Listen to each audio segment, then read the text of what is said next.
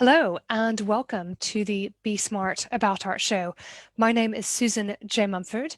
I'm an art market entrepreneur, a serial entrepreneur in the industry, and the founder of Be Smart About Art. We're here to help you thrive in an ever-changing art world. And when the pandemic kicked off, we started the Be Smart About Art show to support you on Sunday to Thursday each week with your ever-growing or changing enterprise.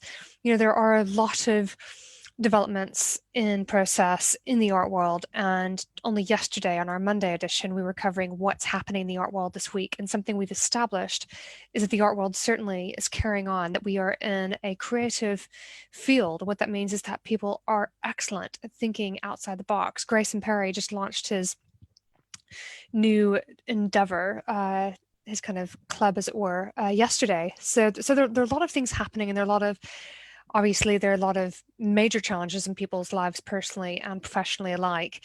And in fact, I was interested in reading one of the pieces from yesterday, talking about how, sure, there can be some great things, but what about the money?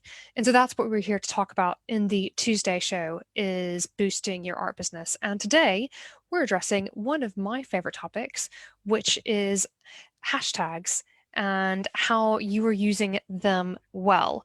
Now, I am grabbing myself something. So this is how we improvise in the show as we go. What I've just realized, so I've got the studio set up these days, whereas this used to be just an office. It's now an office and a studio.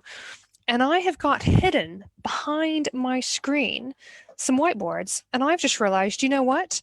These would be absolutely brilliant to use in the show. And I am not scared to show you what you can do live on a show. Like, welcome to my space. We're going to use these whiteboards today because I think that they'd be really handy. The very first thing that we want to think about is, why are we talking about hashtags on the Be Smart About Art show? And well, the very simple answer to that is that using hashtags isn't just a silly thing to do. It's not a situation of, say, hashtag aren't I amazing, or putting some really long, ridiculous phrase that no one's ever going to use. Actually, hashtags really do help you to be discoverable, and they can get you in front of people who are not yet in your audience if you use them well. So we really seriously need to use hashtags. And being that the art world has pretty much moved online now, it's really important that you are using these effectively to get in front of new people, and not only anybody. You don't want to be in front of just anyone. You want to be in front of the right people. So before I dive too far into the topic, I want to just show you a couple of things. So a hashtag is different from what some people call a handle or a username. So what I am going to do is I'm going to just give you an example here. So at Be Smart About Art, and that is a handle, also known as a username. So there we go, at Be Smart About Art. You can find that across social media. Okay, so that varies from this other example. So now I'm pulling out the red pen of no particular significance. It was just randomly the other pen that I was able to grab. So this is the whole studio setup. I've got everything close by right here in case I realize, my gosh, I need that today. So then I'm going to do hashtag Be Smart About Art. Now, a hashtag, you really want to think about having your own branded hashtag. We'll talk about that soon. And in Instagram, for example, you can even put that into your profile to encourage people to click on it and to follow it. These days, you don't just follow accounts, that is, people with accounts with usernames. You actually can follow hashtags of interest as well. So in the red there, you can see we have got hashtag Be Smart About Art, and that is a hashtag. So what's the difference between these two, for those of you who don't know, is that a handle or username is an identity. Let's consider a random example coming into my head is Art Basel. Art Basel, who just sent all kind of VIP folks an update today talking about, yes, their September fair is still planned for Basel in Switzerland. So I thought of them, and they're going to see how it goes. Then when it comes to hashtag, a hashtag is a subject. So you might think of a type of art, let's say a subject matter or a genre, that could be a hashtag. Could you have an identity be a hashtag as well? You absolutely could. And what that does is that then leads us into the two different types of hashtags. So let's look into that. And I'm going to use the green marker. So we have got two types of hashtags. Number one is branded, and number two is community. And you can actually get followers from both. And a lot of the time you get followers more from one than the other, but I'll explain that. There we are. So two different types of hashtags, branded and community. What on earth do those mean? So in essence, branded is related to, I'm going to just make certain I give my full definition here. This is from my own module that I have delivered previously, every time in a different way. So branded is unique to you or somebody else's business, practice, or project. So that could be your name. It could be the title of a series of pieces that you're making. It could be in relation to a project. That could even be an art fair. It could be an exhibition, a show. It could be in relation to a book that you're launching, for example. So when it comes to branded hashtags, I really like to see people have a single branded hashtag that they use consistently across the board in relation to their brand that they're communicating online, that they're using to communicate rather online. An example for you is myself and Be Smart About Art. I always think it's useful to use a couple of different examples to kind of compare and contrast. So Be Smart About Art is a brand, and therefore you've got the handle Be Smart About Art and the hashtag Be Smart About Art, which we were just showing. Now, actually, Be Smart About Art was birthed out of a hashtag, which is quite fun. And then you've got what I call, and you've got your own, I've got Brand Susan. So with Brand Susan, I've got the @ handle Susan J. Mumford, and then sure, I could use the hashtag Susan J. Mumford, but I just don't tend to do it so much because I just don't think it's quite as fun.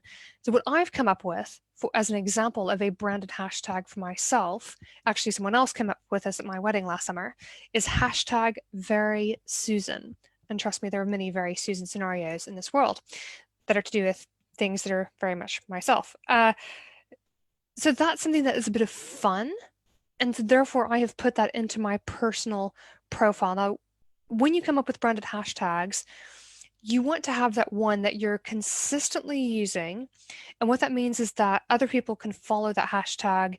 And whilst they may not see all of your posts from your profile on, say, Instagram, as an example, they might still see some of the posts as a result of following the hashtag that you are using in the posts that you're creating.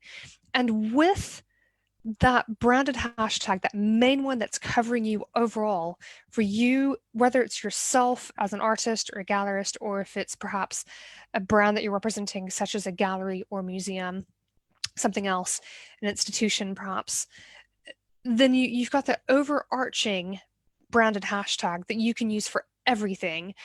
Every single post that you do can have that branded hashtag. Other people can follow it. You've got it in your profile. Excellent. Whatever you decide that is. Then secondly, under branded hashtags, you don't want to be changing them too much. You want to give each one enough opportunity to really take off. So if you're doing a specific project, then you might have a hashtag that you're using for a certain period of time that you still put into your profile, for instance. And you could put it into your Twitter profile. You could put it into different profiles. You can put it onto your website, what have you. You probably use that overarching one on your business cards, I would think. Not that business cards are currently that applicable, but you understand the concept. Virtual business cards, are they applicable? Not sure that they are. And that, let's just think about this for a moment. What might you have? What might a branded hashtag be for, let's say, a temporary project that you're doing that might have a run up for a number of months? I think it would be really excellent to think about using a hashtag that we call a branded hashtag for, let's say, a presentation, a show that you're doing. It could be a virtual exhibition as well that you're doing. And in the lead up, when the artist is making the pieces, or when a gallery is preparing in the run up to that show, then everyone's using that hashtag. What it means is that people who are interested in that topic are then able to follow that hashtag. Equally, if you're exhibiting somewhere else, I'll take the example of the other art fair. which is now part of the Saatchi Online brand, or the Saatchi brand, that, I guess it is Saatchi Online, that if you're posting about the other art fair, you might tag the other art fair, but you might also do the hashtag the other art fair, or more specifically, and I think this is a very good example, instead of it being just the other art fair event, you might say, and I imagine that they would have branded hashtags that they would be using with associated events. If you attend a conference, for example, they might say, here's the hashtag to use. Well, for an art fair, what they might do is say, hey, use TOEF Brooklyn 2021. And I think they do several actually each year in Brooklyn. In fact, I know that they do because I've been. So it might be more specific than that, but that's a good example. So you start to really break it down and get very, very specific. And what's great about that is you end up connecting with other people who are using that hashtag because they're interested in the topic, they're a part of it, but you're somehow connected to that specific thing, whatever that is. Okay, so really, really useful. Now, if we move on to community, what's a community hashtag? Community hashtags connect like-minded users around a specific subject. The purpose of a community hashtag is to spread the reach of your message, and I'll come back to this in a moment, notably people outside of your existing network. So that's when I was talking at the very beginning about how you can reach new people using either hashtag, and I've seen that happen very effectively. You might find it actually happens a bit more using community hashtags. Examples are going to be, I've actually got some fun examples here, which are hashtag art selfie. I thought that was pretty cool. You've also got hashtag ask a curator, hashtag plein air painting. I thought that was a lovely one as well. It's got, at the time that I searched, I had 351,000 search results on Instagram. What that means is that when I type the hashtag into the search tab, I can see it had 351,000 results. It will be a few more than that now. That's probably 3 months older, so I think. Actually, it might be a bit older, thinking about that. So with community, what I suggest you do, and this is where we want to drill down and get really specific. And when I talk about the don'ts of hashtags, what you don't want to do is use the hashtag art. Just forget it. You're going to get millions and millions and millions and millions of results if you type in the hashtag art. You want to be connecting with, this is saying like-minded users around a specific subject. You want to drill down and get really specific. Remember when we were in the earlier days of hearing about, say, search engine results, and people at one point in time started talking beyond the keywords and they were talking about keyword phrases. If you didn't hear about this, I have been fascinated by technology for years, so I certainly was aware of this. It may not be the word art, it might be the word or the term. Let's say I'm in Lewis and East Sussex, we can say Lewis art or Lewis artist. So that would be an example of a keyword phrase in which the words must both be there. You could equally have a hashtag instead of it being artist, which again would be way too huge. You would just find you would be getting in front of school kids, you'd be getting in front of teachers, you'd be getting in front of just all kinds of people around the world. Not to say that you're not happy for those people to discover you, but it would frankly not be getting you directly in front of your right audience. So you might instead, in the example I was just giving, it would all need to be one word, because spaces mean that it breaks the hashtag, and you only, after a space, it's no longer part of the hashtag. So you might have hashtag Lewis artist. And that's a really good example of being specific, and that's being specific around a community. So another example of community would be, it's great to connect with people locally to you. And I think in this world that we're living in now, if we think about what we covered yesterday, it was Francis Morris from Tate Modern, the director there, he was talking about things being kind of physically close, but then virtually connected as well. Or was it actually the gallerist? I'm trying to remember. It was one of the people who was giving some fantastic quotations in over the 3 articles that I was referencing yesterday. So actually, people being aware of you locally in your community, this is going to be more important than ever in the coming months and years, now that we've had this and we're living currently through this pandemic. So use hashtags that are literally your community, and then think about other areas of interest for you as well.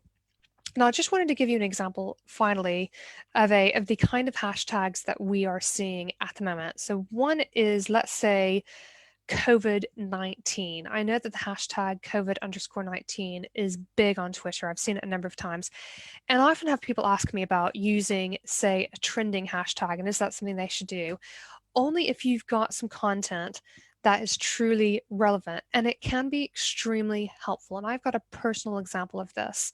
And so that, by the way, would be an example of a community hashtag. It's helping you to reach all kinds of people way, way farther away than where you are physically located at the time. So just a few days ago, I sent out a tweet, and it was about a really sad situation in my home state of Arkansas. About there was a regional hospital that is really in financial dire straits because actually COVID-19 has meant that fewer people are getting routine operations, and it means that the hospital is having to furlough staff because they're not making enough income, since it's based on it being a profitable business model, a profit-based business model, which I'll just living in the UK just seems really strange to me these days. No, I don't know, I do not mean to be getting political, but it just made me a bit sad. I was thinking, gosh, this is right when people might be able to might need this the most. They might need the hospital the most, yet they're facing some serious financial challenges.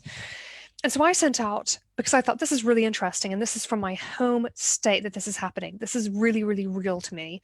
So I sent out a tweet to inform people.